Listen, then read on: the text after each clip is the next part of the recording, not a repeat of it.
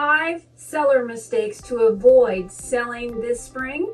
Avoid these 5 common mistakes that could cost you really big. Overpricing. Want top dollar? Start with the right price, not the highest price. That's what gets multiple offers. Ignoring curb appeal. The first impression matters. Fresh mulch, flowers, pressure wash the paths? Yes, please. Skipping repairs. Buyers notice everything. Fix that leaky faucet before it becomes a red flag. Bad photos. Your first impression is online.